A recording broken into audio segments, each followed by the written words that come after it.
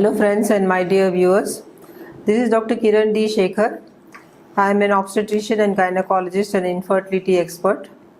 I have been practicing in the field of infertility, test tube baby and ICSI procedures for about the last 30 to 35 years. Actually, test tube baby technology is not very new. It started about 45 years back when in England, one Dr. Edward and Steptoe, they made a baby outside the body. That is called as in vitro fertilization. That is, whenever the egg and sperm meet, they meet inside the female body. That is, fertilization and the union of the egg and the sperm takes place in the fallopian tube. But what they thought is, if the fallopian tube is blocked and the lady is not becoming pregnant because of the blockade of the fallopian tube, then they used to remain infertile.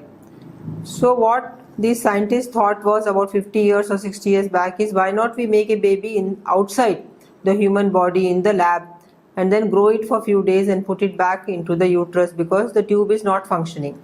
So this is how this technology started, and this technology from that time has grown by leaps and bounds, and now you have millions of babies all over the world born by this new technology. Now in this technology, what we do is, actually, if the couple or the parents who want to have a baby have been married for 3 to 4 years and their ages are also increasing, they're crossing about 30 years of age, so that slowly the fertility potential of such couples come down drastically. And if they try later on, that is in the late 30s, that is 38, 90 or 40 years of female age, then usually the result is not very good, and then we have a very low pregnancy rate. For the male factors, the male person can give sperms right up to the age of 55 to 60 also, and then age is not very important for the male partner, but the age is very, very important for the female partner, so that before her eggs finish in number, which we again cannot freshly make, then we have to do this test tube technology early. Now, so many innovations and so many new research has been done in this field of infertility, and slowly, the technology started helping us, where we started freezing the eggs, and then now we freeze the embryo also. What is an embryo? An embryo is actually a union of the sperm and the egg. So when you take the egg out of the female partner and fuse it with the sperm in the laboratory, or you actually make a small hole in the wall of the egg and then put the sperm inside, it is called as an ICSI procedure.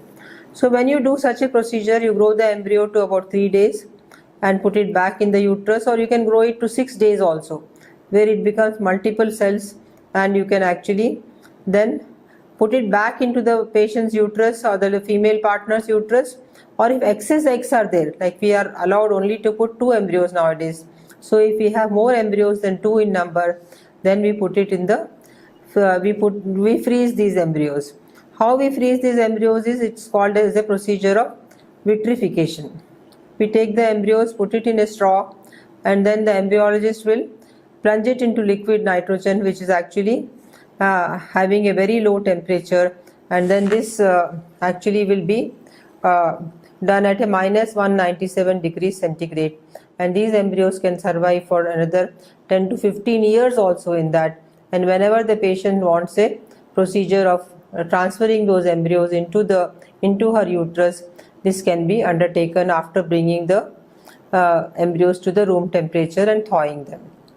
So legally now we are allowed to thaw these embryos even up to 10 to 15 years we can keep it inside, and then finally more than 15 years we cannot do it according to the latest consensus.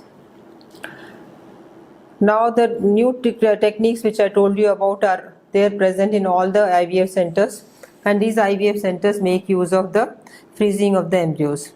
Supposing the patient or the female partner at that time, the conditions are not suitable to transfer the baby into her uterus, then we freeze the embryos for few cycles, like 2-3 months, make the lining of her uterus better, and then transfer the embryos into the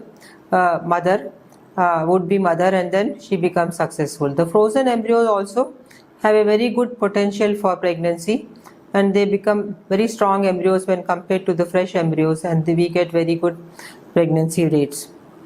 Sometimes in the patients who are having PCOD, that is polycystic ovarian disease or syndrome, we get lot of eggs and lot of embryos. So these embryos cannot be actually, more than 2 cannot be put back into the patient. So the rest of the remaining embryos will be stored, and then in the next cycle or the natural cycle we will put back those embryos back into her uterus on day 6 of her day 6 after she gets the progesterone injections. So this new technology I brought to you because patients who are coming from abroad, and they were actually having an IVF cycle where supernumerary embryos or more embryos are obtained, then the next cycle cost becomes less for them. If they make an agreement with the clinic and they say that preserve our embryos and pay the fees for that, then these embryos are preserved by the doctors at the clinic, and then they are transferred at a later date. So do not be confused or do not be worried about what will happen if my embryo is frozen for a very, very long time. Nothing will happen to that embryo. The embryo stays like that only as long as you keep it in the the proper medium and then freeze it at a very low temperature. It can remain for years together. We need not worry about that. Only thing is it has to be labeled properly. It has to be actually kept in a very scientific manner. And whenever the lady and the couple will come and request you to transfer my embryos back, then it can be done. So this new technology I brought to you so that the couples, some of you who want to do this technology, it is available in our center, and we usually cryopreserve these embryos for a long time sometimes, or for the next year when the patient wants to come and conceive the next year. So the cost of the IVF also comes down. So this is another strategy which I am bringing for you. Thank you.